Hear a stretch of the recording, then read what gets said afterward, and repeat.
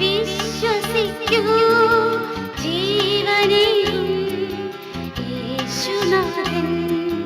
അമൃതധാര അമൃതധാര അമൃതധാര. ഞങ്ങളും ക്രൂശിക്കപ്പെട്ട ക്രിസ്തുവിനെ പ്രസംഗിക്കുന്നു. ദൈവത്തിന് സ്തോത്രം. നമ്മുടെ ചിന്താവിഷയം ദൈവ ഇഷ്ടം എന്നുള്ളതാണ്. ദൈവത്തിൻ്റെ ഇഷ്ടം. തെസ്സലോനിക്കർക്ക് എഴുതിയ 1-ാമത്തെ ലേഖനം 4-ാം അധ്യായത്തിൽ നാം വായിച്ചു. ദൈവത്തിൻ്റെ ഇഷ്ടമോ നമ്മുടെ ശുദ്ധീകരണം തന്നെ. ശുദ്ധീകരണം. ദൈവത്തിൻ്റെ ഇഷ്ടമോ നമ്മുടെ ശുദ്ധീകരണം തന്നെ. ദൈവം എല്ലാ കാലത്തും തൻ്റെ ഭക്തന്മാരെ ശുദ്ധീകരിച്ചിരുന്നു. കർത്താവ് തൻ്റെ തൃക്കരങ്ങൾ ഉപയോഗിക്കാൻ ആഗ്രഹിക്കുന്നവരെ കർത്താവ് കഴുകിയിരുന്നു, വിശുദ്ധീകരിച്ചിരുന്നു.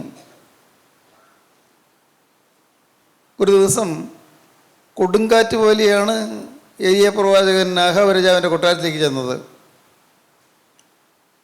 ശക്തമായി വീശുന്ന കൊടുങ്കാറ്റ് പോലെ പ്രവാചകൻ ചെന്നു. രാജാവ് പെട്ടെന്ന് അമ്പരന്ന് പോയി. ആഹാബ് രാജാവ് വിഗ്രഹാരാധിയായിരുന്നു, ദൈവദോഷിയായിരുന്നു.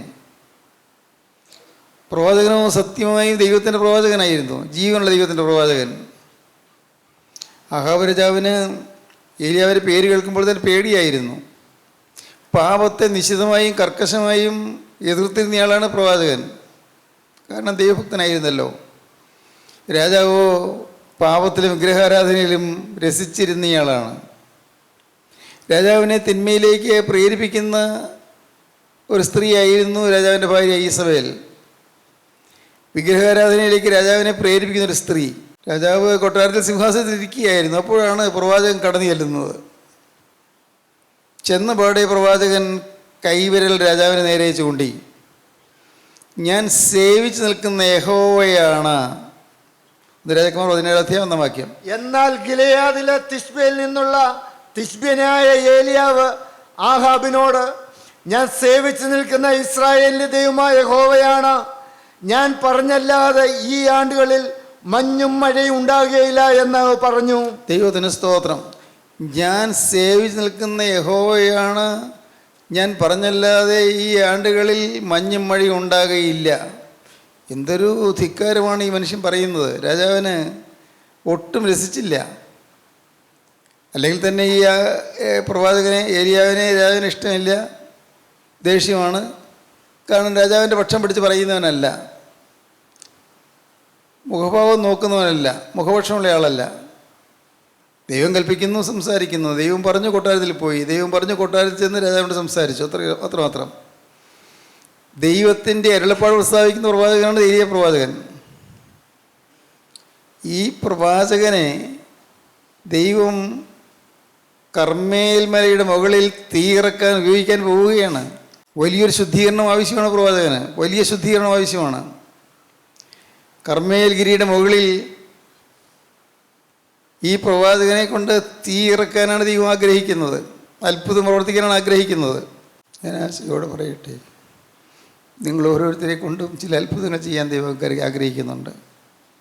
നിങ്ങൾ ഓരോരുത്തരെ കൊണ്ടും ചില അത്ഭുതങ്ങൾ, ചില അതിശയങ്ങൾ. എന്നെക്കൊണ്ടാവില്ല നിങ്ങൾ വിചാരിക്കരുത്, എന്നെക്കൊണ്ടാകാനിടയില്ല എന്ന് വിചാരിക്കരുത്.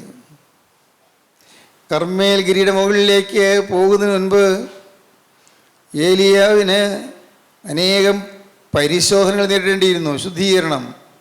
ശുദ്ധീകരണം കൂടാതെ കർമ്മേൽ ഉയരാൻ പറ്റുകയില്ല. ശുദ്ധീകരണം കൂടാതെ കർമ്മേൽഗിരിയുടെ മുകളിലേക്ക് ഉയരാൻ പറ്റുകയില്ല. ദൈവത്തിന് സ്തോത്രം. വലിയൊരു കഴുകൽ ആവശ്യമാണ്, വലിയൊരു രൂപാന്തരം ആവശ്യമാണ്. രാജാവ് ഞെട്ടിപ്പോയി പ്രവാചകൻ പറഞ്ഞ വാക്ക് കേട്ട്. ഞാൻ പറഞ്ഞല്ലാതെ ഈ ആണ്ടുകളിൽ മഞ്ഞോ മഴയോ ഉണ്ടാകുകയില്ല എന്ന്. എന്തൊരു ധിക്കാരപൂർവമായ വാക്കാണ്. പ്രവാചകൻ അത് പറഞ്ഞു, ഇറങ്ങിപ്പോയി. രാജാവ് വാളെടുക്കാൻ തുടങ്ങുമ്പോഴേക്കും പ്രവാചകൻ പോയി കഴിഞ്ഞു. രാജാവ് പട്ടാളക്കാർ വിളിക്കാൻ തുടങ്ങിയപ്പോഴേക്കും പ്രവാചകൻ പോയി കഴിഞ്ഞു. പട്ടാളക്കാർ ഇങ്ങനെ ഓടി നടക്കുകയാണ്. എവിടെയാണ് ഈ ഏലിയാവ്? എവിടെയാണ്? കൊല്ലാൻ തന്നെയാണ്. കൊട്ടാരത്തിൽ വന്ന ഈ ധിക്കാരം പറഞ്ഞ പ്രവാചകനെ നീ ജീവിച്ചിട്ട് കാര്യമില്ല. ദൈവം പ്രവാചകനോട് പറഞ്ഞു, നീ കെരീത്ത് തോട്ടിൻ്റെ അരികെ പോയി ഒളിച്ചിരിക്കുക. സ്തോത്രം. കെരീത്ത് തോട്. നാട്ടിൽ മഴയില്ല, മഴ പെയ്യുന്നില്ല, തോടിൽ വെള്ളം വറ്റി വറ്റി വരുന്നു. വറ്റുന്ന കരീത്തിൻ്റെ വക്കിൽ ഈ പ്രവാചകനെ ദൈവം ഒളിച്ചിരിക്കാൻ പറഞ്ഞ് അവിടെ ഇരുത്തി. അവിടെ കുറ്റിക്കാടുകളേ ഉള്ളൂ, കരീത്തിൻ്റെ ചുറ്റുപാട് കുറ്റിക്കാടുകൾ, വലിയ വനമൊന്നുമല്ല. ആ ദേശത്ത് വനമുണ്ട്. ആ വനത്തിലെല്ലാം പട്ടാളക്കാർ, രാജാവിൻ്റെ സേവകന്മാർ പ്രവാചകനെ അന്വേഷിച്ച് നടക്കുകയാണ്. എവിടെയാണ് ഒളിച്ചിരിക്കുന്നത്, എവിടെയാണ് ഒളിച്ചിരിക്കുന്നത്? അവിടെ പല ഗുഹകളുണ്ട്. ഗുഹകളിൽ നോക്കി, എങ്ങും കാണുന്നില്ല. പക്ഷേ ആരും പ്രതീക്ഷിക്കാത്ത കുറ്റിക്കാടുകളുടെ മറവിൽ പ്രവാചകൻ ഒളിച്ചിരിക്കുകയാണ്. നിങ്ങളൊന്ന് ചിന്തിക്കൂ. ദൈവത്തിന് സ്തോത്രം. ഞാൻ ചിന്തിച്ചു, പ്രവാചകൻ ഇത്ര നേരമാണ് ഇങ്ങനെ വിളിച്ചിരിക്കുന്നത്. പ്രവാചകൻ ഇരിക്കാനൊരു ഇരിപ്പിടമില്ലല്ലോ. വെറും തറയിലോ, വെറും മണ്ണിലോ, ചരൽക്കല്ലുകളുള്ള മണ്ണിലോ പ്രവാചകൻ അവിടെ മുട്ടിമേൽ ഇരിക്കുകയായിരിക്കുമോ? ഞാൻ അങ്ങനെയൊക്കെ ചിന്തിച്ചു പോയി. പ്രവാചകൻ ഒരുപക്ഷെ ആ ചരൽക്കല്ലുകളെല്ലാം വരണ്ടി മാറ്റി, അവിടെ വരണ്ടി അതെല്ലാം മാറ്റി അവിടെ ഒളിച്ച് പാത്തിരിക്കുകയായിരിക്കും. പക്ഷേ ദൈവം പറഞ്ഞു, ഇവിടെ നിന്നെ പോറ്റേണ്ടത് ഞാൻ കാക്കയോട് കൽപ്പിച്ചിട്ടുണ്ട്. കാക്ക മനുഷ്യരുടെ കയ്യിലുള്ള ആഹാരം അപഹരിച്ചെടുക്കുന്ന ഒരു ജീവിയാണ്. കാക്ക ആഹാരം കൊണ്ട് തരുമെന്ന്, അപ്പവും ഇറച്ചിയും കൃത്യസമയത്ത്. ദൈവത്തിന് സ്തോത്രം. ഈ കരഞ്ഞു വരുന്ന കാക്കയെ കാണാതിരിക്കുമ്പോൾ എന്നൊരു പാട്ടുണ്ടല്ലോ, അതിമനോഹരമായൊരു പാട്ട്. കരഞ്ഞു വരുന്ന കാക്കയെ കാണാതിരിക്കുമ്പോൾ പ്രവാചകൻ അമ്പരപ്പിലാവുന്ന സമയം. എന്നും വരേണ്ട സമയത്ത് കണ്ടില്ല. കാക്ക കരഞ്ഞു വരികയാണ്, കാക്ക കരഞ്ഞു വരുന്നു. എങ്ങനെയാണ് കാക്ക ഈ അപ്പവും ഇറച്ചിയും കൊണ്ടുവന്നത് നമുക്കറിയാൻ പാടില്ല. എവിടെ നിന്നാണ് കാക്കയ്ക്ക് ഈ അപ്പവും ഇറച്ചിയും കിട്ടിയത് നമുക്കറിയാൻ പാടില്ല. അപ്പവും ഇറച്ചിയും കിട്ടിയാൽ വിട്ടുകൊടുക്കുന്ന ജീവിയല്ല കാക്ക. പക്ഷേ ഈ അപ്പവും ഇറച്ചിയും പ്രവാചകന് കൊടുക്കുന്നു. എങ്ങനെയാണ് ഈ കാക്ക കൊണ്ടുവന്നത്? എങ്ങനെയായിരിക്കാം? ആർക്കറിയാം? നമുക്ക് മനസ്സിലാവുകയില്ല.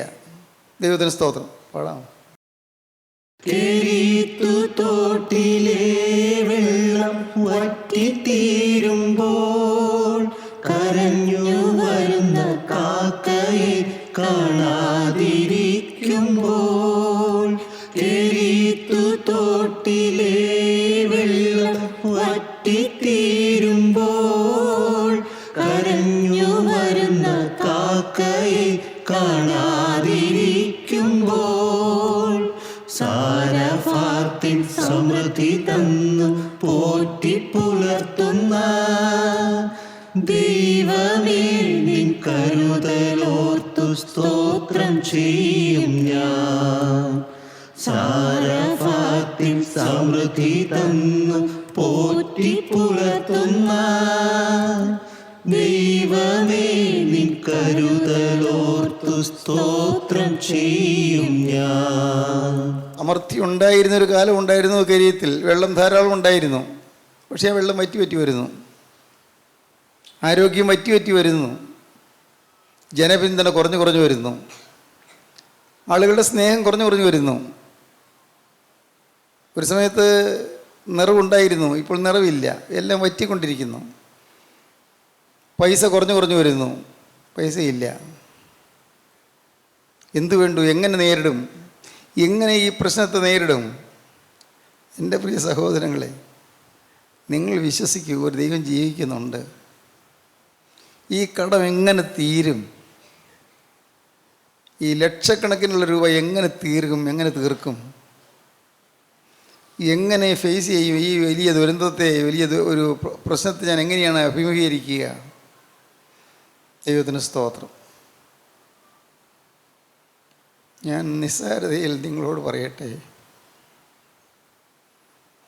നിങ്ങൾ നോക്കിയിരിക്കുമ്പോൾ നിങ്ങളറിയാതെ നിങ്ങളുടെ കയ്യിലേക്ക് പൈസ വന്ന് നിറയും. നിങ്ങൾ നോക്കിയിരിക്കുമ്പോൾ നിങ്ങളുടെ പരീക്ഷയിൽ വിജയം നിങ്ങളെ തേടി വരും. നിങ്ങൾ നോക്കിയിരിക്കുമ്പോൾ നിങ്ങൾക്ക് ഇതുവരെയും ലഭിക്കാത്ത ജോലി നിങ്ങൾക്ക് ലഭിക്കും. നിങ്ങൾ നോക്കിയിരിക്കുമ്പോൾ ഇതുവരെയും ലഭിക്കാത്ത രോഗസൗഖ്യം നിങ്ങൾക്ക് ലഭിക്കും. ഒന്നേ ഒന്ന് മാത്രം, അനുസരിക്കുക. കിരീത്തിൻ്റെ വക്കിൽ ഒളിച്ചിരിക്കാൻ പറയുമ്പോൾ സംശയിക്കാതെ അനുസരിക്കുക. കർത്താവേ, കിരീത്തിൻ്റെ വക്കിൽ ഒളിച്ചിരുന്നാൽ ഒരുപക്ഷെ പടയാളികൾ എന്നെ കാണുമോ? എന്നെ ഒരു വെട്ടി വീഴ്ത്തുകയില്ലേ? അവിടെ വലിയ കുറ്റിക്കാടുകൾ മാത്രമല്ലേ ഉള്ളൂ, മരങ്ങളൊന്നും ഇല്ലല്ലോ, അതിൽ വെള്ളം വറ്റിക്കൊണ്ടിരിക്കുന്നല്ലോ, ഞാൻ എന്ത് കുടിക്കും? ഇങ്ങനെ ചിന്തിച്ചാൽ മറുപടിയില്ല. ദൈവത്തിന് സ്തോത്രം. കർത്താവിൻ്റെ വലിയ നാമം മഹത്വപ്പെടട്ടെ. ഞാൻ അനുഭവത്തോട് ചേർത്ത് പറയട്ടെ, വലഞ്ഞുപോയ സമയങ്ങളുണ്ട്, എന്തുവേണ്ടെന്നറിയാതെ വിഷമിച്ച അവസരങ്ങളുണ്ട്, എങ്ങനെയാണ് മുന്നോട്ട് പോകേണ്ടതെന്നറിയാതെ ഞാൻ ഭാരപ്പെട്ട അവസരങ്ങളുണ്ട്. ദൈവത്തിന് സ്തോത്രം, ദൈവത്തിന് സ്തോത്രം. ഞാൻ ലേക്ഷർ ഹോസ്പിറ്റലിൽ കിടക്കുമ്പോൾ അന്ന് മരണത്തെ മുഖാമുഖം കണ്ടു. എനിക്ക് തോന്നുന്നത് ഞാൻ അങ്ങേലോകം കണ്ടു എന്നാണ്. അങ്ങേലോകം കണ്ടു, അവിടെ നിന്നുകൂടി ഞാൻ ദൈവത്തെ സ്തുതിച്ചു എന്നാണ്. ഒരു ഘോഷയാത്ര ഞാൻ കണ്ടു എന്നാണ്. ഞാൻ പക്ഷേ തിരികെ പോന്നു, എൻ്റെ കർത്താവ് തിരികെ കൊണ്ടുവന്നു. ചിലരുടെയും പ്രതീക്ഷയെ അസ്തമിച്ചു പോയിരുന്നു. ലേക്ഷോറിൽ എന്നെ നോക്കിയ ഡോക്ടേഴ്സ് അന്ന് പറഞ്ഞു, കാര്യം ഗൗരവമാണ്, ക്രിട്ടിക്കലാണ്, നിങ്ങൾ മക്കളെല്ലാവരും കൂടെ ഉണ്ടായിരിക്കണമെന്ന്. സ്തോത്രം. ഞാനൊന്നും അറിയുന്നില്ല.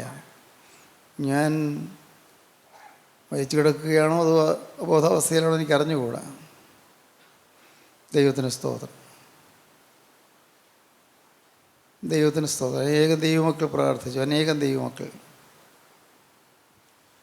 അത് കഴിഞ്ഞു പിന്നെയും ആസ്റ്റമഡ് സിറ്റിയിൽ കിടന്നു. ഡോക്ടേഴ്സ് ഞങ്ങളുടെ ഇളയ മകൻ തോമസിനെയും ആലീസിനെയും വിളിച്ച് പറഞ്ഞു, ഞങ്ങളുടെ പിടി വിട്ടുപോയി, പ്രതീക്ഷയ്ക്ക് വകയില്ല. തോമസ് ചോദിച്ചു, ഡോക്ടർ പറയുന്നതിൻ്റെ അർത്ഥം എന്താണ്? അറിയിക്കേണ്ടവരെ എല്ലാം അറിയിച്ചുള്ളൂ, നിങ്ങൾ പിള്ളേരെല്ലാവരും ഉണ്ടായിരിക്കണം. ദൈവത്തിന് സ്തോത്രം. ബോധാവസ്ഥയിൽ എന്നെ ഐസിയുട്ടിലേക്ക് കൊണ്ടുപോകുമ്പോൾ തോമസ് വാവിട്ടതിൽ വിളിച്ചു, ഞങ്ങൾ എന്ത് ചെയ്യുമെന്ന് പറഞ്ഞ് കരഞ്ഞു. ദൈവത്തിന് സ്തോത്രം. ദൈവത്തിൻ്റെ വലിയ നാമം മഹത്വപ്പെടട്ടെ.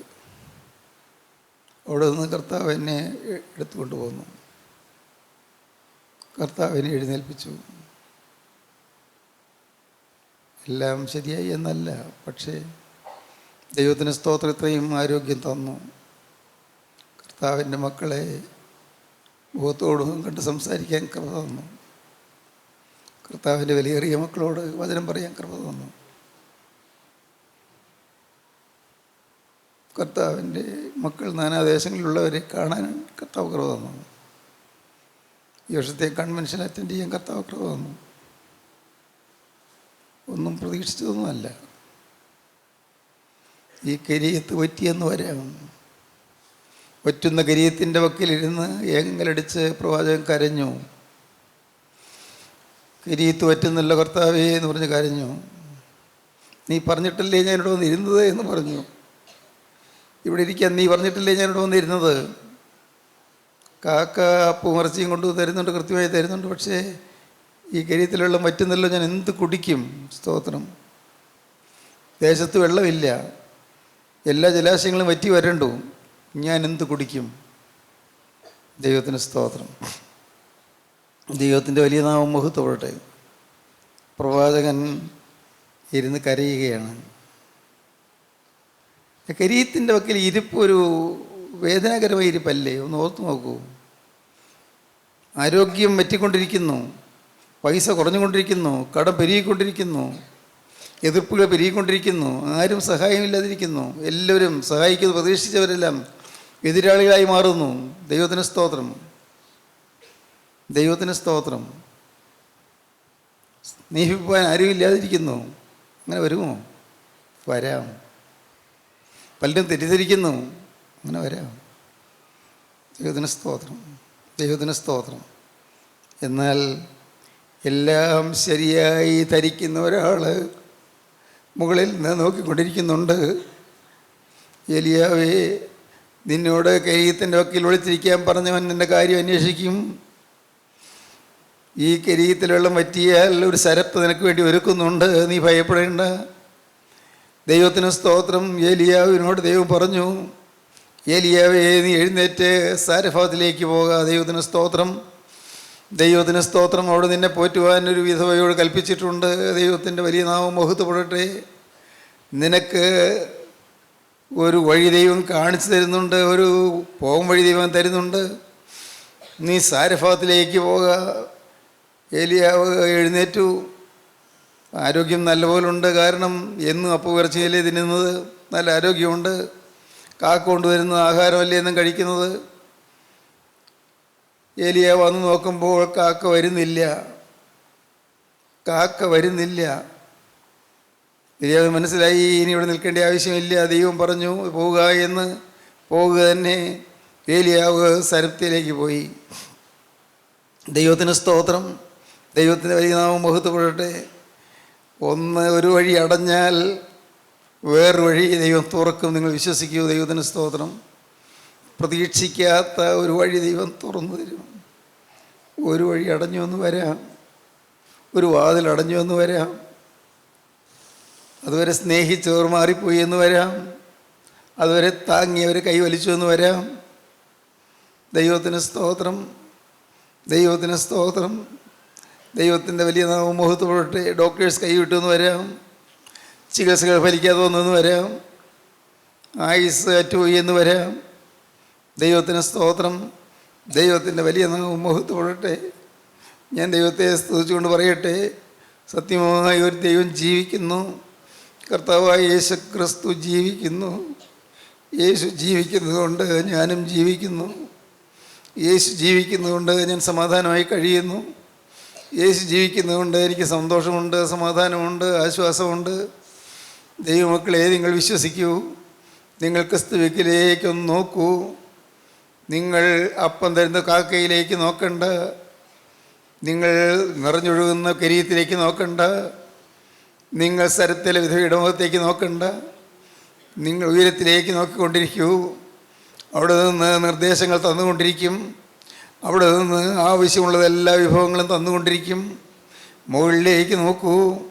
എന്തുകൊണ്ടെന്നാൽ അവങ്കിലേക്ക് നോക്കിയവർ പ്രകാശിതരായി. അവങ്കിലേക്ക് നോക്കിയവർ പ്രകാശിതരായി. അവരുടെ മുഖം ലജ്ജിച്ചു പോയതുമില്ല. വിശ്വാസത്തിൻ്റെ നായകനും പൂർത്തി വരുത്തുന്നതിനായി യേശുവിനെ നോക്കുക. നിന്നെ ദൈവം രൂപാന്തരപ്പെടുത്താൻ ഏതെല്ലാം വഴികളാണ് നോക്കിക്കൊണ്ടിരിക്കുന്നത്. നിന്നെ ശുദ്ധീകരിച്ചെടുക്കാൻ ഏതെല്ലാം വഴികളാണ് നോക്കിക്കൊണ്ടിരിക്കുന്നത്. നിന്നെ കർമ്മയിലേക്ക് ഉയർത്തിക്കൊണ്ടുപോകാൻ ഏതെല്ലാം വഴികളാണ് നോക്കിക്കൊണ്ടിരിക്കുന്നത്. കർമ്മയിൽ വിഗ്രഹാരാധികൾ മധ്യത്തിൽ സത്യസാക്ഷിയായി നിൽപ്പാൻ ഏതെല്ലാം വഴികളാണ് ദൈവം നോക്കിക്കൊണ്ടിരിക്കുന്നത്. നിന്നെ ദൈവം ഉയർത്തിക്കൊണ്ടുപോകാൻ ഒരുങ്ങുകയാണ്. കർമ്മയിലെ ഔന്നത്യങ്ങളിലേക്ക് നിന്നെ കൊണ്ടുപോയിട്ട് അവിടെ വിഗ്രഹാരാധികളുടെ മുമ്പിൽ നിന്റെ തല ഉയർത്തിപ്പിടിക്കാൻ സ്വർഗത്തിലെ ദൈവം പരിപാടികൾ തയ്യാറാക്കുകയാണ്. ദൈവത്തിന് സ്തോത്രം. ഇന്ന് കഷ്ടതയിൽ വലയുന്ന ദൈവവൈതലേ, നിന്നെ ദൈവം ഉപയോഗിക്കാൻ പോവുകയാണ്. നിന്നെ ദൈവം ജാതികളുടെ മുമ്പിൽ നിർത്താൻ പോവുകയാണ്. ജാതികളുടെ മുമ്പിൽ നിന്ന് എഴുന്നേൽപ്പിച്ച് നിർത്താൻ പോവുകയാണ്. നിന്നെ ദൈവം തൻ്റെ കരങ്ങളെടുക്കാൻ പോവുകയാണ്. ഇന്ന് യാതനയേറ്റ് പിടയുന്ന ദൈവവൈതലേ, ഇന്ന് ദുരിതമേറ്റ് വലയുന്ന ദൈവവൈതലേ, ഇന്ന് കഷ്ടപ്പാടിൽ വലയുന്ന ദൈവവൈതലേ, ഇന്ന് വലയുന്ന ജീവിതമായി മനസ്സ് ഒന്ന് വീങ്ങിയിരിക്കുന്നവരെ, നിങ്ങൾ കേൾക്കൂ. നിങ്ങൾക്ക് നല്ലൊരു കാലം കർത്താവ് ഒരുക്കുകയാണ്. നിങ്ങളോട് ആശ്വസിപ്പിക്കുകയല്ല കേട്ടോ. എൻ്റെ കർത്താവിന് സ്തോത്രം. വ്യർത്ഥമായി ആശ്വസിപ്പിക്കുകയല്ല. നിങ്ങൾക്ക് ജീവനുള്ള ദൈവത്തിൻ്റെ വചനം തരികയാണ്. ദൈവകർത്താവിൻ്റെ വചനം നിങ്ങൾക്ക് തരികയാണ്. നിങ്ങളിന്ന് വലയുന്നു, നിങ്ങളിന്ന് വിഷമിക്കുന്നു, ഇന്ന് വറുതിയുണ്ട്, ഇന്ന് വെള്ളം വറ്റുന്നുണ്ട്, ഇന്ന് ഇതുവരെയും വന്നുകൊണ്ടിരുന്ന കാക്ക വരുന്നില്ല. ദൈവത്തിന് സ്തോത്രം. ഇന്ന് നിന്നോട് ദൈവം പറയുന്നു, നീ അനുസരിച്ചാൽ മാത്രം മതി. ദൈവത്തിന് സ്തോത്രം. ദൈവത്തിൻ്റെ വഴിയിൽ നിന്ന് മാറാതിരുന്നാൽ മാത്രം മതി. ദൈവത്തിൻ്റെ വലിയ നാമം മഹത്വപ്പെടട്ടെ. ദൈവത്തിൻ്റെ വഴികൾ എത്ര മഹോന്നതമായ വഴികൾ, എത്ര മനോഹരമായ വഴികൾ, എത്ര ഉന്നതമായ വഴികൾ, എത്ര ശ്രേഷ്ഠമായ വഴികൾ. ദൈവത്തിൻ്റെ വഴികളോട് ചേർന്ന് നിന്നാൽ മാത്രം മതി. അവൻ നിന്നെ നയിച്ചു കൊണ്ട് പോയിക്കൊള്ളും. അവൻ നിന്നെ നടത്തിക്കൊണ്ട് പോയിക്കൊള്ളും. നിൻ്റെ ഹൃദയത്തിലെ ഭാരങ്ങൾ അവൻ മാറ്റി തന്നുകൊള്ളും. നിൻ്റെ മനസ്സിനെ ഉലയ്ക്കുന്ന പ്രശ്നങ്ങൾക്കൊരു പരിഹാരം തന്നുകൊള്ളും. നീ വലയേണ്ട മകനെ, നീ വലയേണ്ട. മകളെ, നീ ഉലഞ്ഞു പോകണ്ട, നീ ഭാരപ്പെടേണ്ട. നിന്നെ കാണുന്നൊരു ദൈവമുണ്ട്, നിൻ്റെ കാര്യം അറിയുന്നൊരു ദൈവമുണ്ട്, നിന്നെ തൻ്റെ കരങ്ങളെടുക്കുന്നൊരു ദൈവമുണ്ട്, നിനക്ക് വേണ്ടി കരുതുന്നൊരു ദൈവമുണ്ട്. അവനിതാ നിൻ്റെ അരികത്തേക്ക് മന്ദം വരികയാണ്. അവൻ നിൻ്റെ അരികത്തേക്ക് വന്ന് നിൻ്റെ മേൽ തൃക്കരം വയ്ക്കാനും തൃക്കരം ഉയർത്തുകയാണ്. ആണിപ്പാടുള്ള കരം നിൻ്റെ തലമേൽ വയ്ക്കുവാനും ഉയർത്തുകയാണ്. നീ ഒരു വാക്ക് അവനോട് പറയുമോ? കർത്താവേ, നാഥ, വറ്റുന്ന തോട്, കർത്താവേ, വറ്റുന്ന കരീത്ത്, എൻ്റെ ദൈവമേ, കരീത്തിൻ്റെ ചുറ്റുമുള്ളതായ കുറ്റിക്കാടുകൾ, എൻ്റെ കർത്താവേ, കാക്ക വരുന്നതും കാത്തിരുന്ന സമയങ്ങൾ, പ്രതീക്ഷിക്കാത്ത വിധത്തിൽ കാക്ക വന്നുകൊണ്ടിരുന്നത് നിറന്നുപോയ അവസരങ്ങൾ, എനിക്ക് തന്നുകൊണ്ടിരുന്നവരുടെ കരം ഇപ്പോൾ തരുന്നില്ല. ഞാൻ വിഷമിക്കുന്ന കർത്താവേ, ഞാൻ ഭാരപ്പെടുന്നു.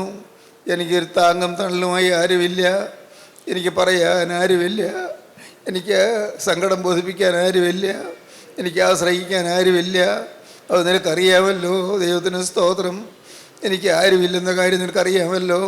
സ്തോത്രം, സ്തോത്രം, സ്തോത്രം, സ്തോത്രം, സ്തോത്രം, സ്തോത്രം. അപ്പനുണ്ട്, പക്ഷേ അപ്പനുണ്ട് എന്നതിൻ്റെ പ്രയോജനമല്ല, ഉപദ്രവമാണുള്ളത്, നിനക്കറിയാമല്ലോ. അമ്മയുണ്ട്, പക്ഷേ അമ്മയുണ്ട് എന്നുള്ളതിൻ്റെ പ്രയോജനമല്ല, ഉപദ്രവമാണ് ഉണ്ടാകുന്നത്, അത് നിനക്കറിയാമല്ലോ. എന്നും വീട്ടിൽ വഴക്ക്, ബഹളം, കലഹം.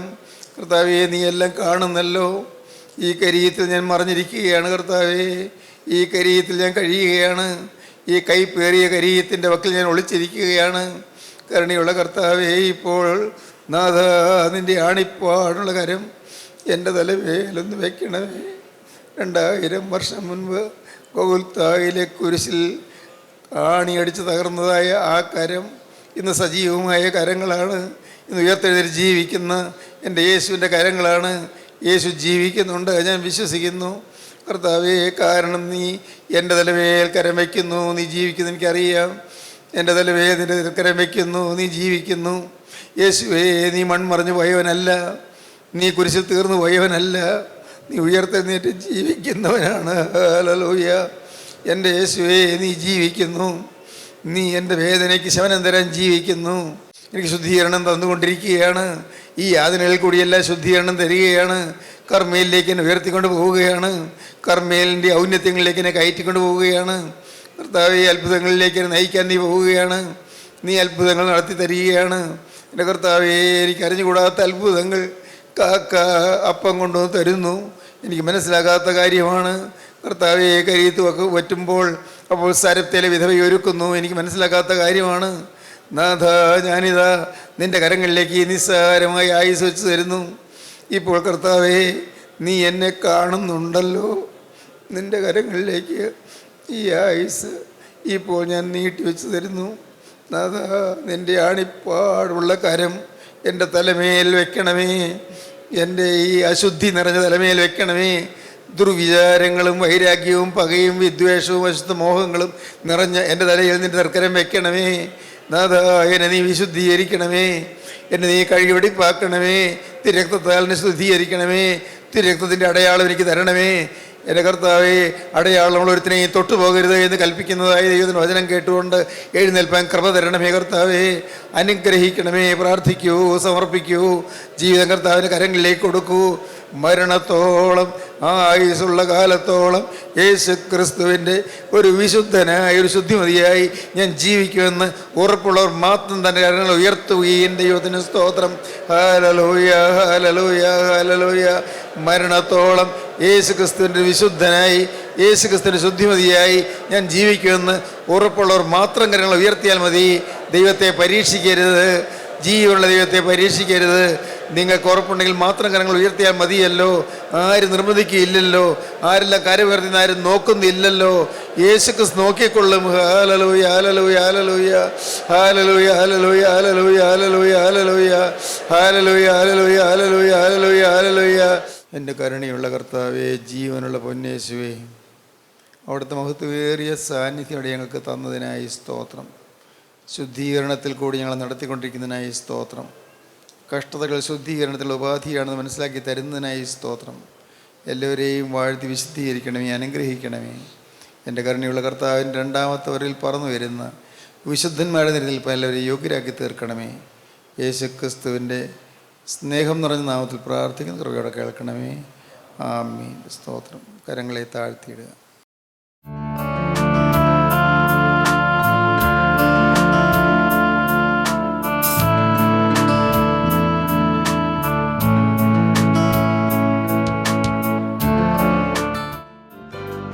അമൃതധാര എല്ലാ ശനിയാഴ്ചയും രാവിലെ 6:30 മുതൽ 7 മണി വരെ നിങ്ങളുടെ സൂര്യ ടിവിയിൽ.